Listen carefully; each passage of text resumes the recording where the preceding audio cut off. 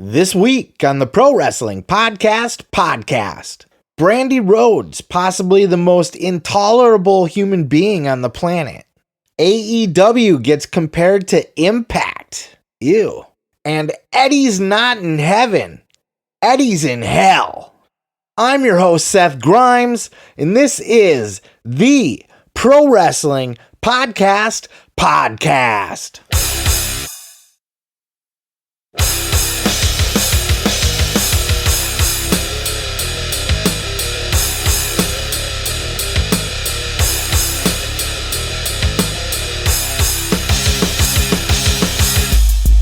Well, when Brock was in the corner, I was looking out of the corner of my eye while I was laying in the ring.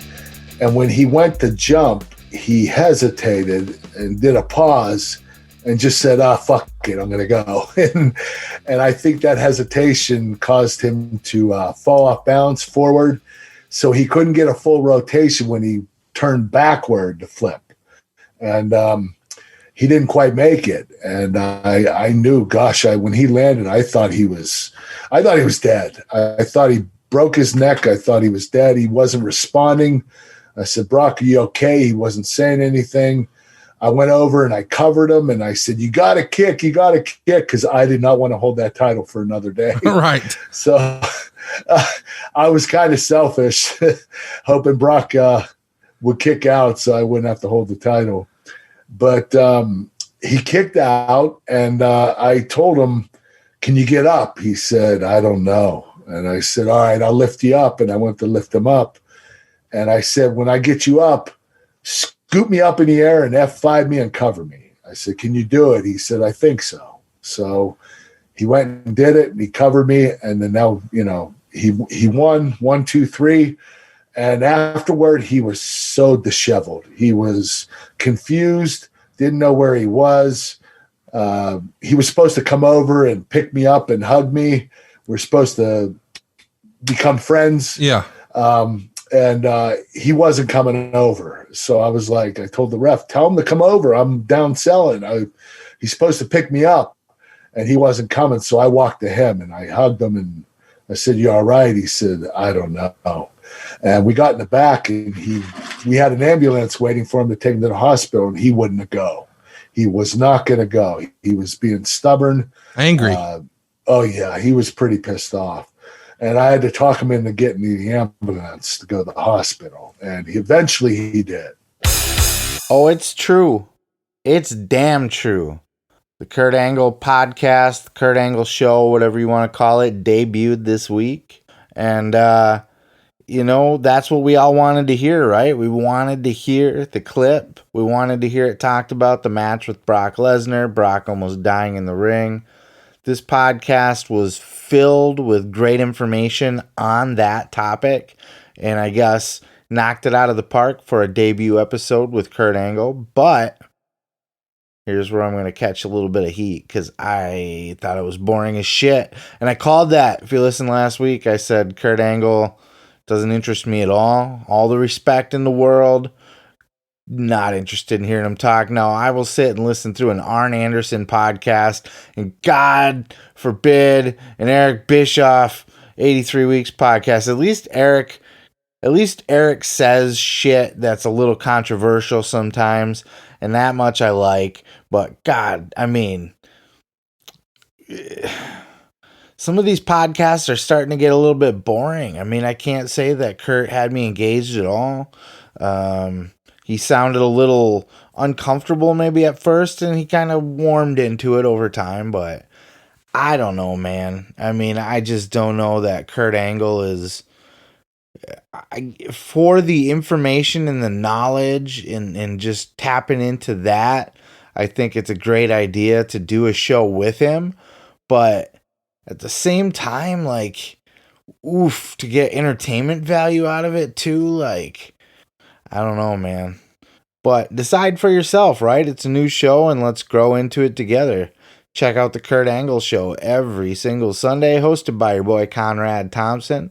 And we'll keep giving them we'll give it a try, right? We'll see where it goes. But on the education level, I give it a 9 out of 10.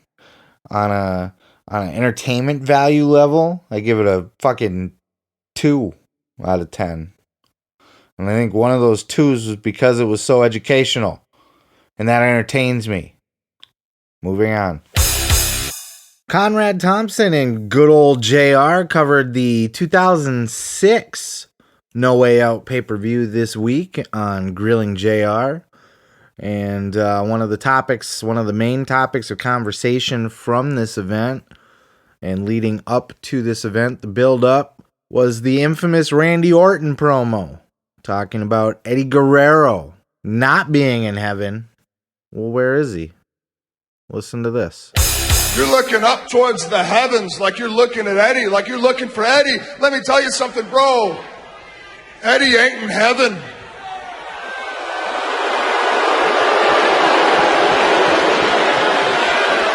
Eddie's down there. In hell. Oh, jerk. This guy's a friggin' jerk.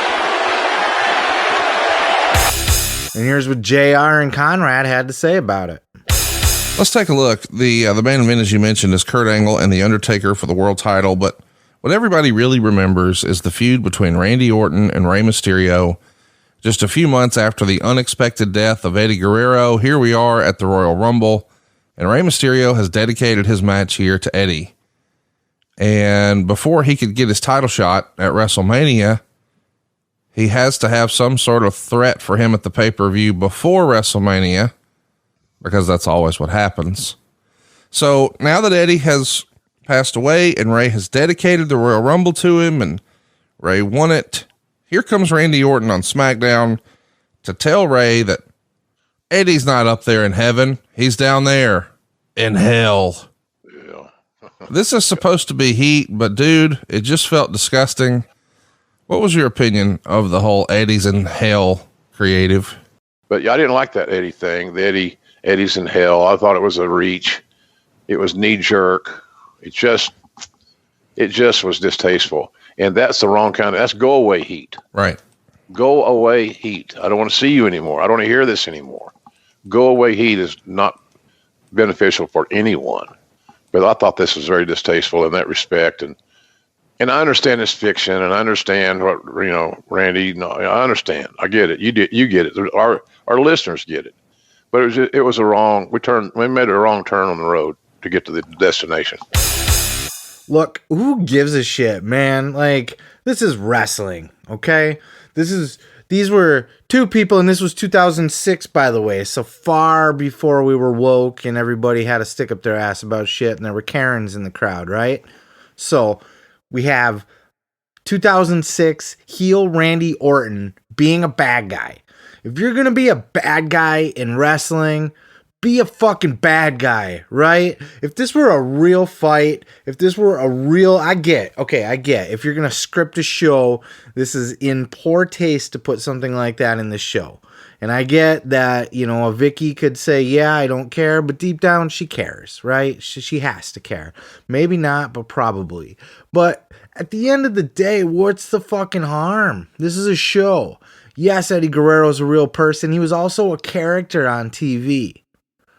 And we have this bad guy, Randy Orton, playing a character of a bad guy, the Legend Killer, on TV, facing off against the ultimate underdog, the little helpless Rey Mysterio. And if a bad guy is going to get some heat, if you were in a real fight and you just wanted to get inside of Rey Mysterio's head at that time, and this was a real thing, saying that Eddie Guerrero was in hell, that's heat.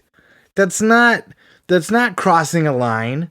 That's not going too far. If you're in 2021 and you're a woke fucking Karen, then yeah, maybe it is. Maybe it hurts your fucking feelings. Ooh, that was crossing the line. It went too far. My emotions can't handle it. Nobody seemed to care at the time. Like I said, maybe Vicky did deep down, but at the time, she was pretty clear that no, fuck it, it's a storyline. Eddie would be happy he's still involved in a storyline. And I honestly believe that. And I don't care if Conrad or JR feel like it was crossing a line. I don't care if you listening feel like it was crossing a line. Something like that if this was a real fight and he was a real dirty, nasty, evil, scumbag, bad guy with no redeeming qualities, he's gonna say something like that in real life. So we can tiptoe around it because we're a scripted fake show and pretend like things like that don't happen. But you would see that in any kind of movie or fucking soap opera or something like that. That shit happens. That's something that would happen in real life. That's something that would happen in a fucking in a soap opera. So to sit here now, fucking 15 years later, on your high horse and just say, "Oh, that was in poor taste." I mean, fucking get over yourself, man. It was a storyline. A bad guy saying a bad guy line about a wrestler in a wrestling match, in a wrestling promo. You can feel any way that you want yourself. I'm not going to tell you how to feel, and I'm not going to tell you that you're wrong. But I am going to say that people have a tendency to overblow things or overreact to things and turn into woke-ass Karens over things that probably aren't that big of a deal. And I think at the end of the day, people like to feel indignant because that gives them a soapbox to stand on, and it gives them something to preach about and something to say and something to virtue signal, right? We're going to virtue signal how this offends me because it should offend everybody because it was not a nice thing to say. I'm sorry. People say not nice things. And if you're going to beat up a guy and you hate him and you're a dirty, nasty heel with no redeeming qualities and the guy's best friend just died, you're going to take a shot at the best friend. That's not going to be beneath you. You're not going to be too good for something like that. You're a bad guy. You're a bad guy who likes to say bad guy shit. You can check out Jim Ross's podcast every single Thursday. Crotchety old JR just bitching about shit. What else could you ask for? The never-ending story that is Jim Cornette versus AEW continues on. This particular rant right here from this week's Cornette experience. Check it out. You're not going to get any fucking more viewers with these people because wrestling fans who were used to wrestling instead of video game comedy and fucking midgets playing with each other are not going to watch this shit. They're going to be offended by it.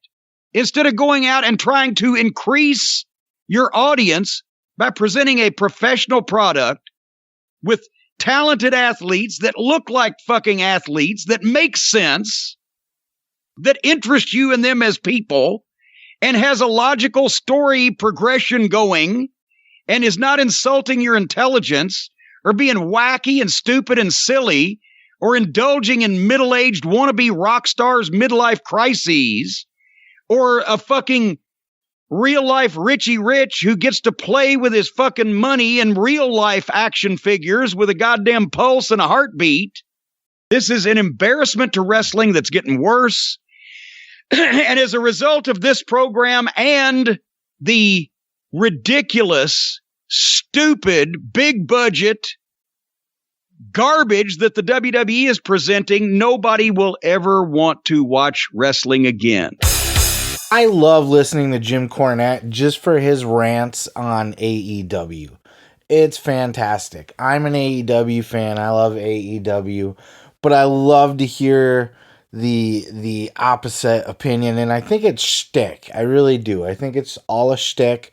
I think Cornette in general is just shtick, but he's brilliant at the same time. The guy is so smart that everything he says makes sense. I think he's just trapped in another time where he just hasn't progressed with time. You know, I think there was this fork in the road where UFC became a thing, and that took the realism and the sports-like atmosphere away from pro wrestling, and pro wrestling just became a fucking trapeze show. And if you like this kind of fighting, you go over here, and if you like this in your fighting, you go over here. You like the showmanship, or do you like the sport of it? And I think Cornette is I think Cornette got lost somewhere along the way there. So I think his entire concept of wrestling from that day forward has been shaded. But it's still funny as fuck to listen to. He's still smart as hell. His opinions I do value very much. And this was an epic rant, and he's not wrong about a lot of that stuff. And I mean, look, AEW needs to find their second million, right? That's the true test at this point. They've found their audience. They have their audience of diehards. They can super serve that audience, or they can try to grow. And they can do either or. They could be looking at the dollars and say super serving our audience is all we need. The TV network's happy, our budget's happy, everybody's happy. Fans are happy, we're all happy. But I think Cornette's right about that. But man, he goes off sometimes and just says some shit. And I think, I mean, obviously I don't agree with him all, on everything that he's saying here, but I mean, he raises some good points, and it's the continuing never-ending story of Jim Cornette and AEW. The old school man. And I think he gets so mad because he does see the potential in it. He wants it to do well. And I think because he gets a shit ton of ratings on his podcast and his YouTube videos and all of that from dogging on AEW, because he tried to stop watching it for a little while, and then they quickly brought it back because they realized nobody even gives a shit about WWE. But always fun to watch. I always get a kick out of it. Go check it out. Jim Cornette's Drive-Thru and the Cornette Experience every single week, plus tons of YouTube clips. Awesome shit. Always worth a listen. So I've been watching WandaVision like everybody else has, and holy fucking shit, man.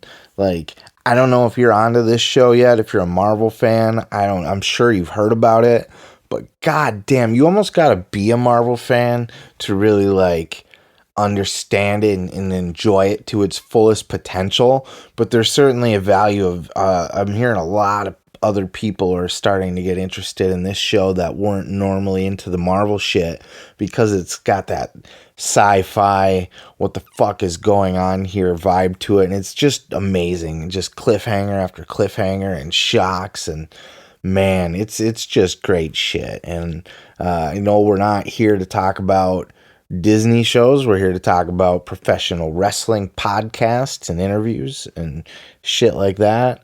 But for fuck's sakes, it's my show, and it's my time, and you're gonna listen, motherfucker. But no, great show. It's consuming me. I spend hours just watching like YouTube videos of other people talking about it. So anyway, back to the wrestling shit. Triple H on a conference call this week prior to the big NXT pay-per-view event, Vengeance Day, addressed the missing in action Velveteen Dream, as well as what the fuck happened to Pat McAfee. Check this out. There's really nothing to add with Velveteen Dream. We've gone over it a million times. Status update: he's still training. He had a little bit of a physical thing here for a bit, but still there, still with us, still PC, still training, still on the roster. As far as Pat McAfee, no, like Pat's limitations are he's a busy guy. Pat is one of the most successful. I hate to put a title on what he does because I feel like it's limiting to him. But like you say, like podcaster, media personality, sports world personality. There's almost every weekend that I look online during football season, Pat seems to be trending on the weekends. His coverage of football, his association with FanDuel, just everything that he does. This, as you can imagine, going into the playoffs and into the Super Bowl was a very busy time for him. So it was not a matter of, it's everybody leads into everything and has a take on it, and then it runs on the internet and everybody speculates, and Pat loves that, as do we. So it's his learning about his firing on the air was greatly exaggerated. But Pat he's a busy dude. And look, man, as far as Pat McAfee, I'm not a football guy, but I appreciate that he's able to draw the extra attention, and I appreciate his promo work and all of that shit. So he makes the product better, so he should be involved with the product. As far as Velveteen Dream goes, oh, and Pat McAfee, he's been out there just talking about how he found out online and shit, or you know, he would love to come back. He must be working at, either he's working everybody or Triple H is working everybody, because Triple H contradicted that completely in this here clip. My guess would be that McAfee's working everybody, but regardless, anything that makes a product better should absolutely be on TV more, and that's just my humble opinion. As for Velveteen Dream, I loved Velveteen Dream. Like, he was my kind of guy. But is he off of TV because of those allegations, or was all of that bullshit? Why has he not been on TV? Triple H just says he's recovering from an injury, he's training, he's still employed. If I had to guess, I would say they're keeping him laying low until all that shit blows over. We live in such a cancel culture now that, for those of you that don't know, Velveteen Dream was accused of doing some dirty shit, sending some pictures or whatever to underage girls. And it might be true. I don't know. I'm not here to speak on that. It might be false. It might be false. It might be true. But regardless, he's pretty much been off of TV ever since. Injury, quote unquote. Maybe he did get injured too. Who the fuck knows? But he wasn't released. There was no news that anything ever came of that. And certainly the cancel culture is at its strongest point right now, right? So just keeping Velveteen on a low profile might be the way to go. But I mean, as long as the cancel culture is going on, there's going to be heat when he comes back, regardless of whether he was convicted or not, regardless of whether it was all just bullshit or whether he actually did it. He's going to get heat. WWE's going to get heat because people are going to see him now as a little pedophile. And rightly or not, once you get accused, I think, what do you do at that point? You know, do you just keep him off TV for a fucking year? Or do you just say, hey, man, we got to let you go? And, you know, whether you did it or not, we just don't need that kind of drama here. So it's a tough call, but at the end of the day, I think there's more to it than what Triple H said in this conference call. He kind of got pissed about even answering it. You know, the Triple H pissy tone that he gets, where he's, you know, we've addressed this before, and he's still employed, and so who knows, man? But hopefully all that shit gets straightened out. Hopefully he didn't do it. Hopefully, you know, like I said, I very much enjoyed his act. I miss his character. But at the same time, you know, if he's sending nude pictures to girls that are under 18, like, what the fuck, man? So, moving on, I suppose. And it opened up a conversation about code switching, which I don't think it's a conversation that people should have if they're not Black. Like, I really don't. Wait, what is code switching? I don't know what that is. So code switching is when you take on a certain like voice tone persona for certain groups of people. Got it. The problem with that is when it comes to me, when I'm actually mad, that doesn't exist. That's not real. You've heard me be mad, but I don't think you've ever heard me hit 100. No. Like 100 is high for me. Nothing matters except what I think and what I have to say to you. That was Brandi Rhodes on Oral Sessions this week. Oral Sessions got a little bit of a makeover. They got a new design. They got a new theme. I think I think she was signed to some sort of podcast network, so they kind of rebranded her a little bit. I don't like it. I think it looks worse. I like what she had going before. I like the style of it before, but whatever, right? Doesn't matter. She had Brandi Rhodes on, as you heard in that clip right there, and Brandi was her usual charming self, and by charming, I mean fucking unbearable. Just listening to her talk, she's so unlikable. I can't believe I think Renee was brought down a notch just by association with Brandi. Brandi was that bad. Don't believe me? Listen to this. Shit people were able to do in the ring and everything. And I was just like, wow, this is what I think I'm missing. And I specifically remember trying to sabotage other girls too that I came with. Beat it, bitch. Back of the line. Yeah. So one girl, she said to me, she was from like Brazil. She was like, do you even make any money? I was like, oh no, I don't think you make any money doing this. And then I went right to back to Johnny and I was like, sign me up. I want to do this now. And I was just kidding about Renee. I love Renee. I'll always appreciate her. But yeah, man, I mean, listen to the clip. Brandi's unbearable. She's just not a nice person at all. And she's pretty high on herself to top it. And it is what it is. This one I would skip unless you just like torture. You want to just put yourself through pain and hear Brandi be queen bitch and then talk about her pregnancy, and that's about it. But, you know, if that's your thing, go for it.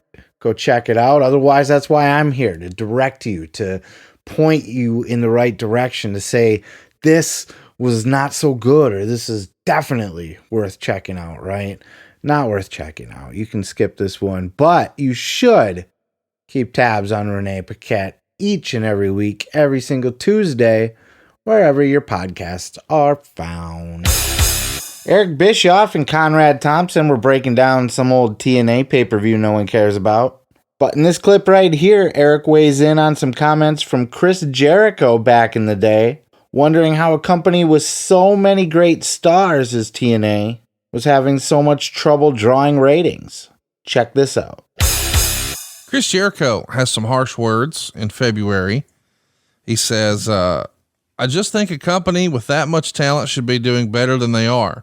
They've had the same ratings for the last 3 years. It's just unacceptable with the amount of talent they have there, just as a business.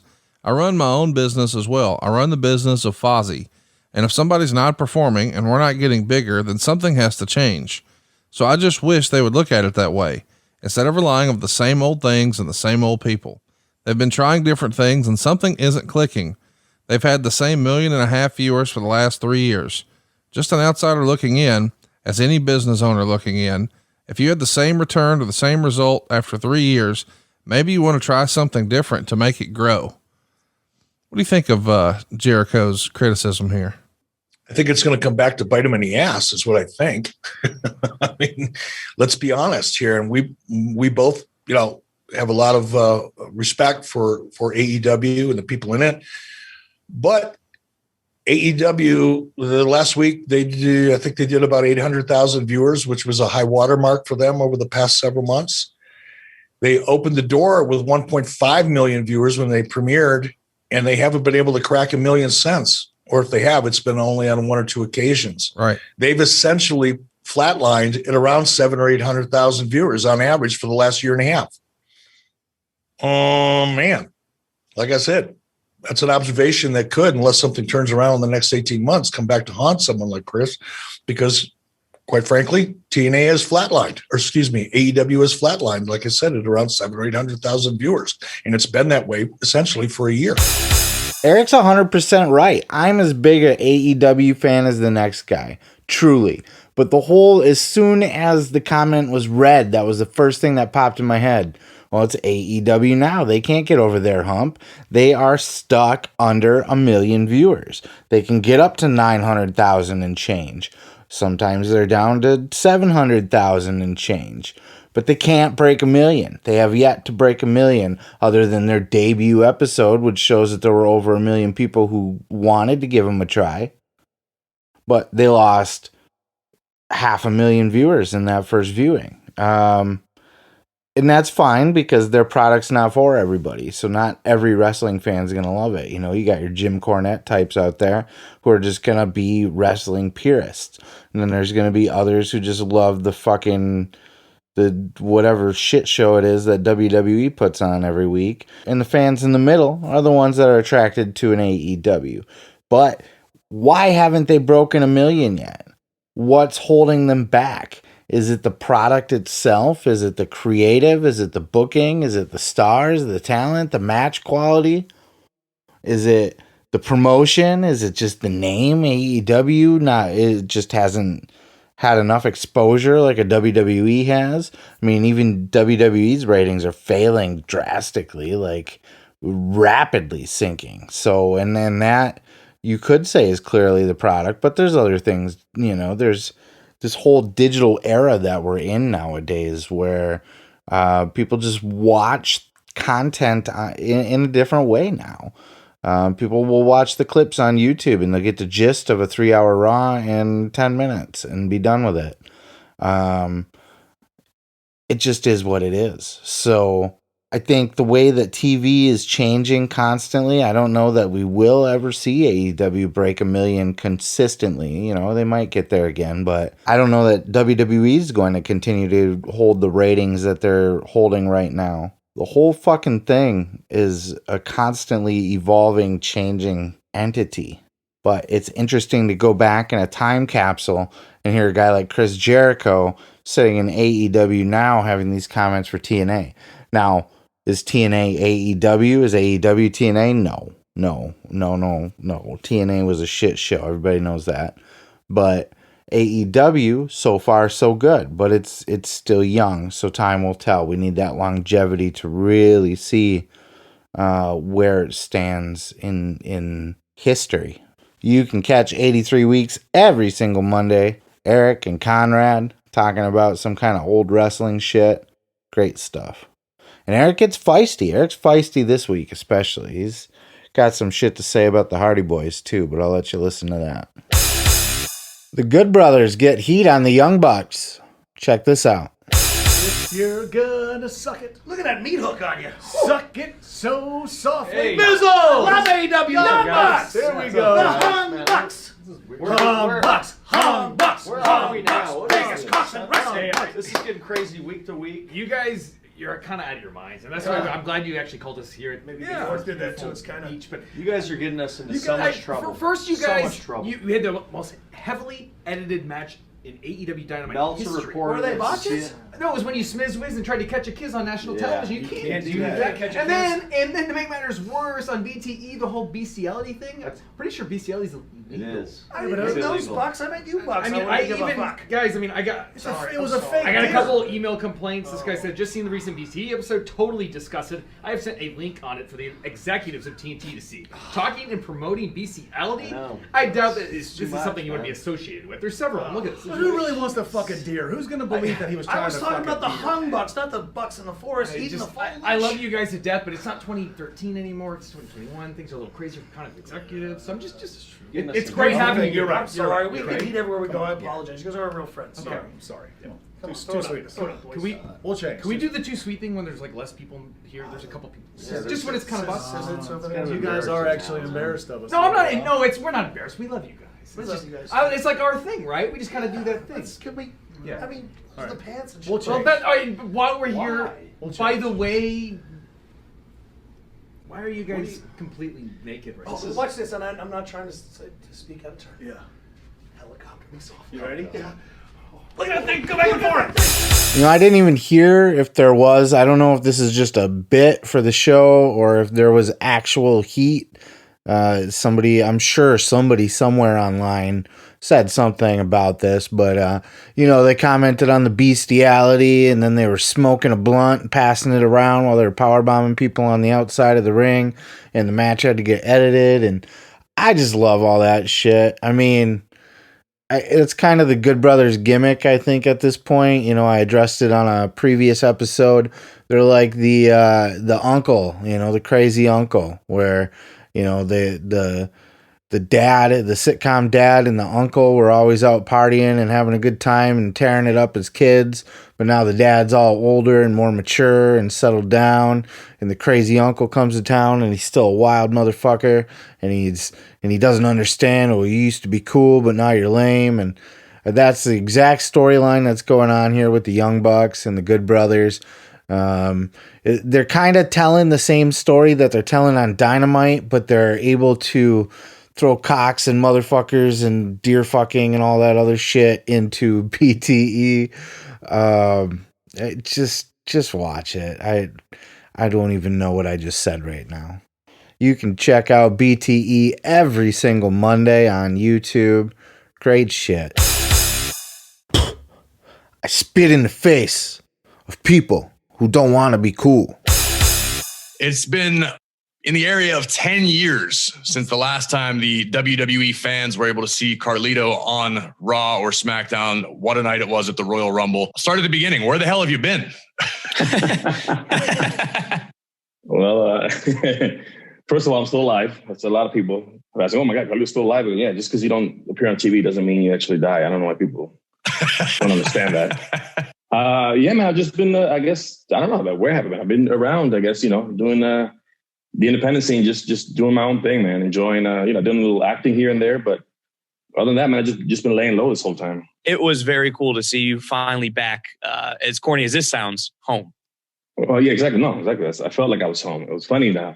After all these years, like 10 plus years, to come in the back, a lot of stuff has changed, but at the same time, a lot of stuff is the same. And to see, especially all the people backstage, they're still there from when I was there. So to me, that's crazy. And not only that, they were there before I was there.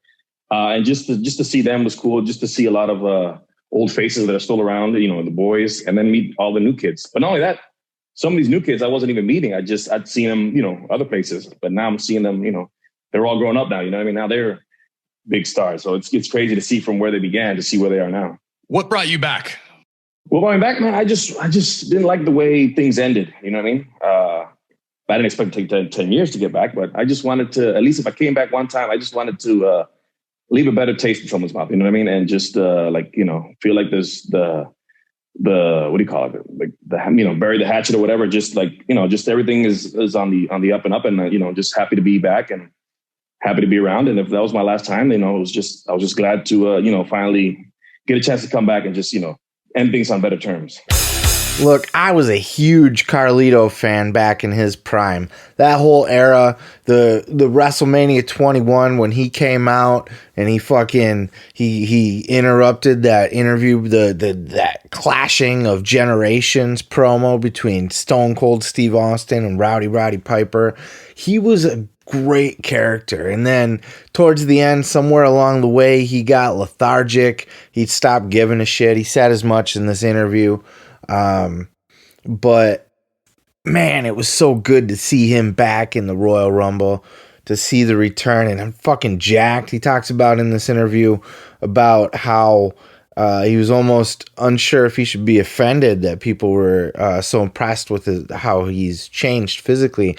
I don't think he realizes, like, even at his peak in WWE back in the day, because his body did degenerate, right? You could tell he just didn't even give a shit anymore. But when he first started, he was pretty jacked, but this is next level jacked. I don't think he quite realizes how jacked he is, but man, it was great to see Carlito back. He was a fucking awesome character from back in the day. He was an awesome promo. He was great to watch in the ring. He did a lot of cool shit. Fun, entertaining. He grew up in the business, and I think, he said that there's no official deal for him to be back yet at this time, but man, if he gets that chance to come back and contribute to the WWE product again in this era, I don't think you can't. MVP's back, right? Like, you can't miss when you bring a couple guys like that back into the fold, and I think with Carlito, especially because he looks so damn good, what's old is new again. And I think you can get a whole nother run out of Carlito. I really do. You can check out After the Bell with Corey Graves and Vic Joseph every single Thursday. Go check it out. On the Feel the Power podcast, The New Day talks about their reaction to Bianca Belair winning the 2021 Women's Royal Rumble. Check it out. But I will also say another very heartwarming thing. I felt like my heart was just warmed many times over on Sunday because Bianca, seeing her win was so cool. The legitimate pop in the locker room. Oh my God. Oh, yeah. I told her, I made myself go find her to explain to her, like, I've been here for 10 years and I've never once seen a pop in the locker room for the finish to a match. Like, people like, if someone's going to applaud, like, veterans come back and they do the match, we'll go to Gorilla and everybody claps, great job, all that stuff. But like, for people who have like pretty much like just came onto the roster tonight, have not gotten the chance to like do a bunch of like crazy things yet, everyone was so happy for her, that the genuine like arms up in the air screaming that legit. She won. Like, man, like, it was cool. I've never seen that in the locker room. And so it was so cool that everybody was just so happy. Like her and Ripley just like tearing it up at the end. Everything that they did at the end was like, it just like, again, so like to go off what you were both saying, that seeing that like warmed my heart. Cause it was like, everybody's like putting their all into this. And I know that there were a lot of things that people were talking about as far as the Rumble goes, like not having fans there, like in person, like physically. It's like, what is this going to be like? Is it going to be weird? And to the points that you guys have made already, like it was freaking awesome. Yeah. It was freaking awesome. Man, it was awesome too. So I spoke to her. So number one, like you were saying, the energy in the locker room, I haven't seen that in a very, very long time. Like I was sitting there, I think it was with the MVP, like, all right, well, who you got? It was like down to the last three. I was like, oh, I don't know. It was Charlotte, Charlotte might win, add to the record and all this. And then all of a sudden she gets eliminated. And then literally everybody is just like on the edge of their seat, just sitting there and like, just watching, like kids watching the show, man. Like when you it's so hard for us to have that feeling anymore. You know what I'm saying? Like it's so rare these days. So when she ended up, and like the whole, just like, I feel like the pacing of what they were doing in the ring was amazing. They'd be going like super fast, but then they'd be on the outside of the ring and then super slow and then like pull. It was almost like a martial arts movie. Like you're at the end boss. You know what I'm saying? Like it was perfect. And then you just had no idea who it was gonna be. And then talking to Bianca afterwards, like just seeing the legitimate joy in her eyes, man. Like her eyes were full of tears. And I probably spoke to her probably like maybe 45 minutes after she already won. But the emotion was still there and she couldn't even talk. She couldn't believe it. And was just like, I just love seeing people like, when your dreams are coming true, you know what I'm saying? And you're seeing somebody in that moment and you get to be in there to just feel that energy and see the joy that they're experiencing. It's such a good feeling, man. I'm so happy for her. I had the same exact reaction. My hands went up into the air. I was screaming like a little girl. I loved this year's Royal Rumble. I talked last week how I thought Edge was a great pick, how I was excited to see Edge win the Rumble. I was surprised, genuinely surprised that Edge won it. I was surprised to see Christian. But the Women's Royal Rumble came down to Charlotte and Bianca and Rhea Ripley. And of course, you always think Charlotte's going to win because Charlotte, right? But Charlotte gets tossed out. Then it's down to Rhea and Bianca Belair. And fuck, I was so on the edge of my seat for this. I had no idea which one of these women were going to win this match. Both of them could have won at any time, and I already called it. I said, I don't really even care who wins at this point. I just want either one of these women to win, right? It was the first time I can remember in months, if not years, where I had a organic fan reaction, a general just excitement for a win. And some of you don't care about the women's division. Some of you don't care about Bianca Belair. But I attached to her early in NXT, saw something in her, and it's just the best when you see someone from debut all the way up to these big crowning moments. Just seeing her make it to Raw was special. And now seeing her win the Royal Rumble and just the general emotion that she felt, and to hear from the New Day that it wasn't just me sitting on my couch, that it was the entire locker room just stopped what they were doing and watched Rhea Ripley and Bianca Belair go at it for who was going to take home the Women's Royal Rumble. It was special. It was just fucking special the way that it was done. And Bianca, you hate the you deserve it, clap, clap, clap, clap, right? But Bianca deserves it. She deserves it. She's worked her ass off, and you know what? Maybe that's thrown around too much. There's people that deserve it maybe more than her, been around longer than her. Who knows? But in my humble opinion as your host, they nailed it with Bianca Belair winning the 2021 Royal Rumble. I fucking loved it. Hats off. And the New Day and just talking about the rest of the locker room feeling that same way, that just shows that they're on to something special and that I'm not alone in feeling that way. You can catch the New Day's Feeling the Power podcast every single Monday. Check it out. My sock is soaking wet.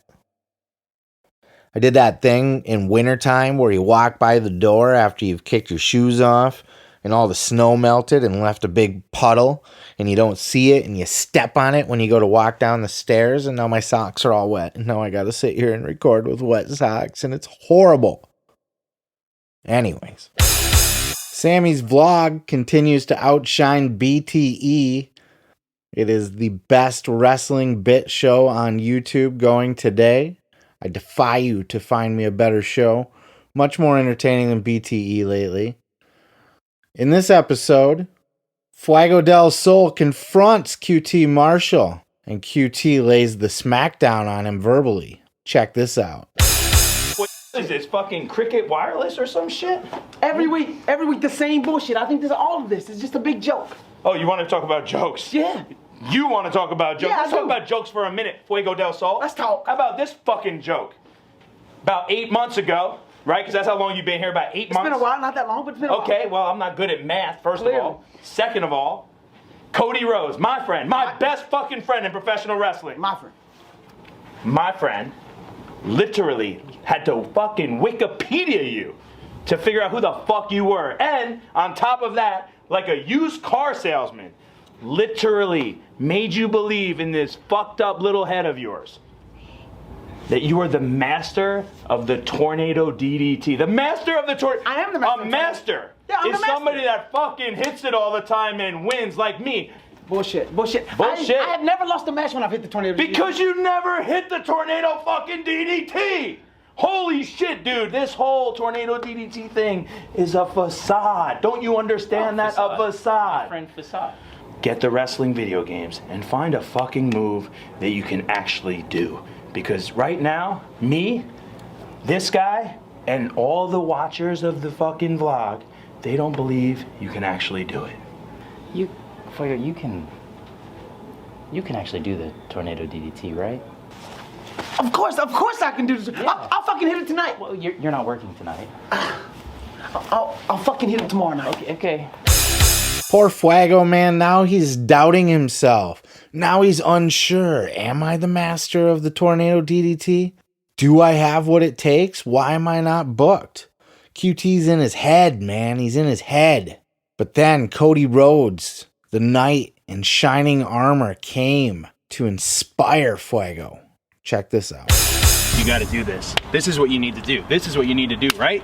This is what you need to do. I mean, you come to the Nightmare Factory. You come to the Nightmare Factory. Get in there, right? Get in there. You want this match with him, right? Absolutely. You want this match? Huh? You want this match? Yeah, Cody. Yeah. Lately, you've been kind of giving me some mixed signals. I don't mixed signals.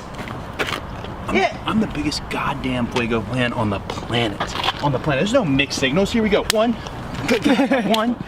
Oh, right?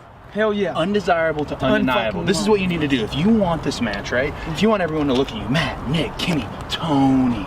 If you want them to look at you, you come into this guy's house, you walk into the yard, you bow your chest, and you beat the dog shit out of him. Yeah? Can you do that? Hell yeah. And then what are you gonna do? You gonna hit him with the deal? I'm gonna hit him with the deal, baby. All right, you're gonna hit him with the deal. Are you ready? Hell yeah. Tell me you're ready. I'm fucking ready. I'm ready. Hey, QT, you bald motherfucker.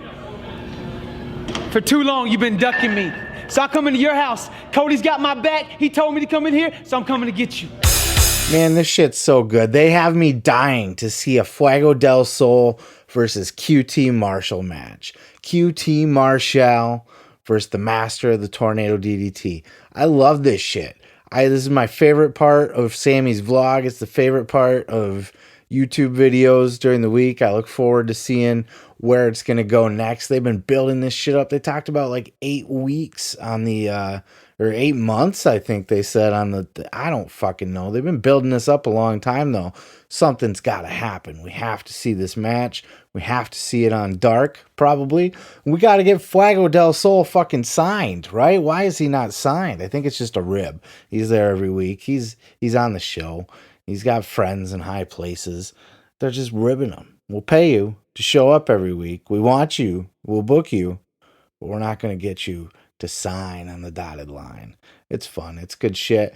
Always enjoy Sammy's vlog. Highly recommend checking it out. When you're bored, you got 20 minutes, go watch it on YouTube. Just search Sammy's vlog every single Tuesday. Pops right up. Insight with Chris Van Vliet. had the other Nemeth brother, not Nick Nemeth, not Dolph Ziggler, but Dolph Ziggler Jr., little Dolph Ziggler, Dolph's brother Ryan Nemeth, as you've seen debut recently on AEW. He sat down with Chris Van Vliet and talked about what it's like kind of living in the shadow of his brother. Check this out. But you've got to understand how many similarities there are to your brother. He's from Hollywood, Florida. Sure. You're from Hollywood, California. Right. He has bleach blonde hair. You have bleach blonde hair. Does he have bleach blonde hair right now? He currently does not have bleach blonde hair right now. There are similarities. We're related. We're brothers. We were trained literally by the exact same people in wrestling. We grew up wrestling for the same school together. But I will say I've spent my entire pro wrestling career looking and dressing exactly the opposite of him. The whole first 5 years of wrestling, I had dyed black hair because he did have bleach blonde hair back then. Since then, he's grown his hair out really long. It's brown. So I thought recently, cool, I'll do the opposite. I'll have short blonde hair. And he wears pants now. I'll wear shorts. We have opposite colored boots. Like, it doesn't matter. We have different names, literally. No matter what I do this entire time for a decade, anytime I'm in a match at all in the indies or on TV, NXT, whatever, the Twitter comments will be carbon copy of your brother. Wow, stealing his hair and his gear. It doesn't matter. So at this point, who cares? There's no point. I could have red hair and wear a tuxedo and they'll still say, wow, dressing and acting just like him. Like, whatever, man. Sorry, we're related. That's true. I mean, you guys do outside of wrestling. You look like your brothers. You know. It makes sense. Yeah. But have you been like, outside of wrestling, wrestling aside, do you feel like he's your older brother? Do you feel like you've constantly been trying to play catch up with Nick your whole life? No, I mean, we've had pretty different lives. He, even if we go way back, he was always, I mean, he was a collegiate wrestler where I focused more on writing and acting in college. I played sports. I played rugby in college, but I was always into comedy and doing the plays, screenwriting, sketch writing, all that kind of stuff. And to then, in the past few years, to do so many of those things together has been awesome. Yeah. So he's in my movie Heel that I made. We do a lot of live comedy together. Not really catch up. I never felt like we're competing for anything. He does his thing, I do my thing, and I've really enjoyed it. Yeah, in his effort to be different than Dolph, I think he stepped on his own foot because Dolph changed his look. So now Ryan just went to what Dolph used to look like. I don't really watch WWE all that much. So I don't, and especially if I'm going to, it's not going to be Dolph Ziggler. So when I think of Dolph Ziggler, even though I do now, I realize he's got the tights and his hair is grown out and all that shit. But I still picture the bleach blonde hair and the little boy shorts and shit that he used to wear, right? So now I see his little brother in the ring. He looks just like him facially, physically, his body shape, his toneness, right? He's fucking chiseled like a Greek god, just like his brother. But he's got the super dyed blonde hair, and then he's got the little tight little short boy shorts on. And he's fucking Dolph Ziggler Jr., and he's out there wiggling his hips and shit. Oh, I just try to be different than my brother in every single way. No, you wiggled your hips, you fuck. You are an exact ripoff of your brother, Dolph Ziggler. And, I mean, I understand where you're coming from, and I hope that you can find your own way and not have to live in the shadow of your brother. It happens all the time, right? Brothers can coexist in wrestling and carve their own paths, but this kid, he's just a Dolph Ziggler fucking knockoff, right? Like when you see him in the ring, you saw his AEW debut. I mean, if you didn't, it was Dolph Ziggler Jr. It was Dolph Ziggler in the ring with fucking, who'd he face? Hangman Page or whatever the fuck. So, I mean, hey man, it was a good interview. Chris Van Vliet always gets to the center of things. He always knows how to get the best out of somebody that he's interviewing. They're always compelling interviews, but anyway, I'll get off of it, but you get my point, right? Nick Nemeth, Ryan Nemeth, same shit. Doesn't matter. Moving on. You can catch Chris Van Vliet every single Tuesday and sometimes Wednesdays and Thursdays and whenever the fuck else he decides to drop a podcast. And you're going to listen to it because it's going to be good. He also does YouTube clips. You can search him out on there if you want to get the visuals, right? If you want to see. And especially he did one with Paige Van Sant a couple of days ago or last week or something. You really want to have eyes on that podcast because she's fucking hot. Matt Sydal was on AEW Unrestricted this week.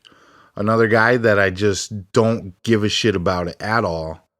As soon as I seen it, I was like, oh God, I would rather skip this. But it's my job as a podcast journalist to listen and review this for you. Check out this clip. It's great. Like, I think my story with Cody is like definitely not at the end. It's an ongoing thing. Right. I really feel like we are like, there's like I'll always end up getting to some kind of weird Zen take on things. But he and I are really like a yin and a yang. But the point is the yin and the yang are like the same thing. They're part of the whole.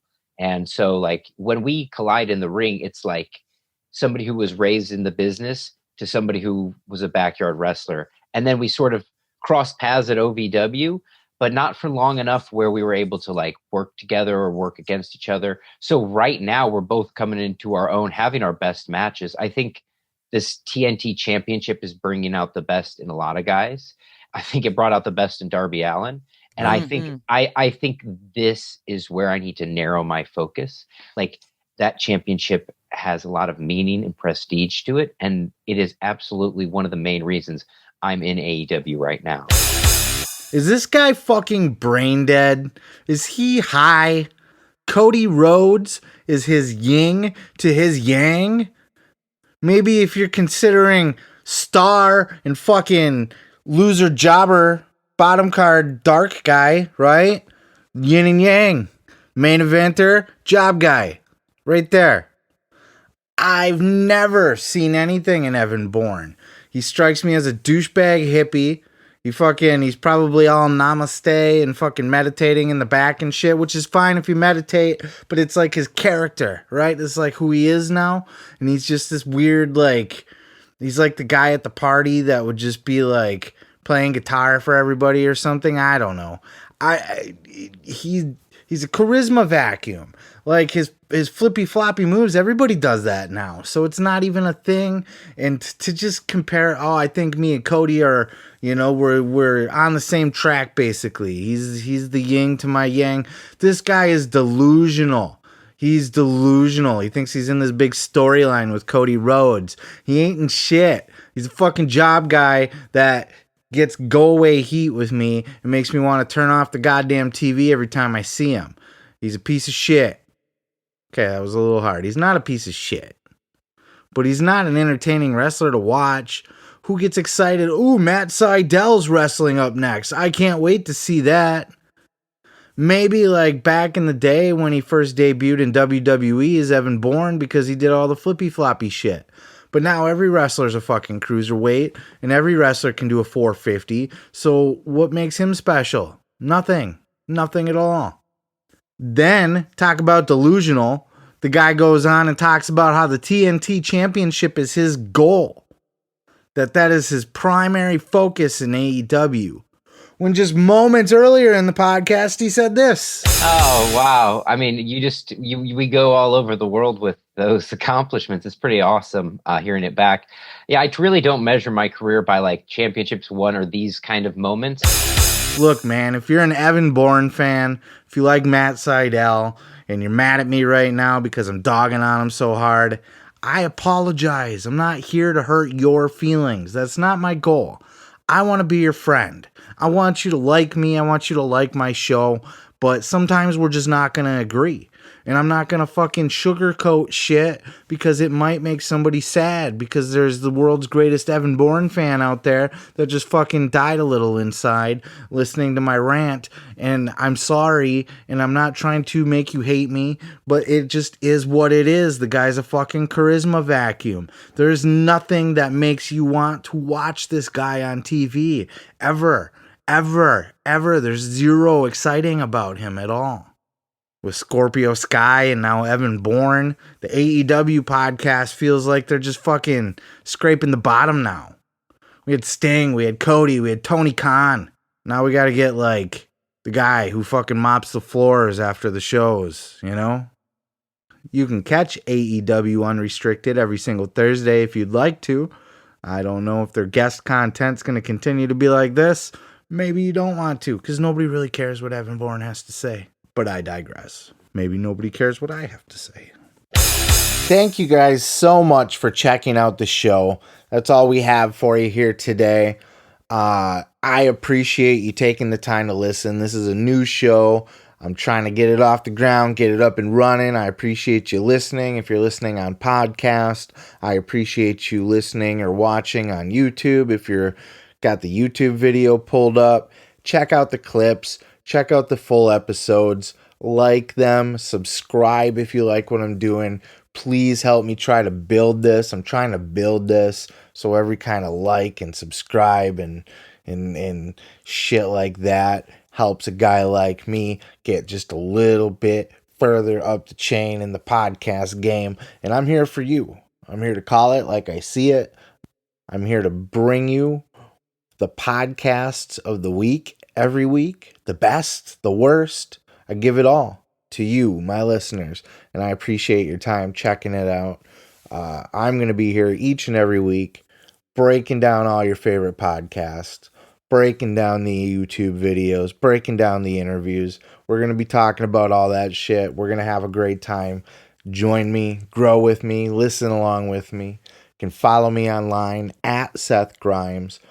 We're going to just keep doing this shit, and we're going to get that Bang sponsorship I've been talking about. Yep, that's still a thing. We're going to wish that into existence. It's going to be fucking beautiful. Until then, until next week, have a wonderful week. I love you. Fuck off.